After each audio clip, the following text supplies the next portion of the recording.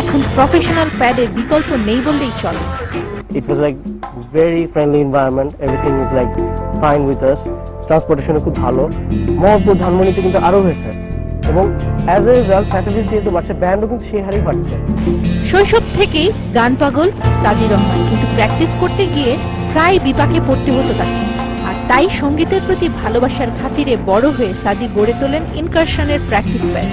5 বছরে হয়েছে যার শাখা 4টি, কিন্তু তাতেও চাহিদা মেটানো যাচ্ছে না, আর তাই আরো 4টি শাখা খুলতে যাচ্ছেন তিনি। ছোটদের যারা স্কুলে পড়ে, যারা শুরু করে যে আমি গিটার বাজাবো, ড্রামস বাজাবো, ওদের জন্য মানে পজিটিভ ছাড়া আমি আর কিছুই দেখি না। মিউজিক একটা আউটলেট, এন্ড আই থিঙ্ক যারা যারা বাজাচ্ছে এসে ওদের জন্য এর মতন পজিটিভ আউটলেট আর নাই, বিকজ দে আর স্পেন্ডিং এই টাইমটা মেকিং সাম কাইন্ড অফ মানে positive output for themselves. Musician যারা না, তারা কিন্তু ডিপ্রেশনে পড়ে স্লিপিং পিল খাচ্ছে অথবা দে আর ডুইং রং থিংস। ঠিক আছে, মিউজিক করলে জিনিসটা হচ্ছে গিয়ে it's like a meditation, we concentrating on something যেটা হচ্ছে যে like gives us piece, inner piece. This things gives us like মানে ইমেন্স বেনিফিট।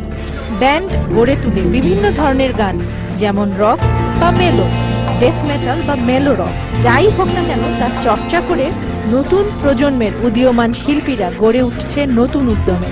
আর তাদের ভিত গড়ে দিতে অনবদ্য ভূমিকা রেখে আসছে এই প্র্যাকটিস প্যাডগুলো।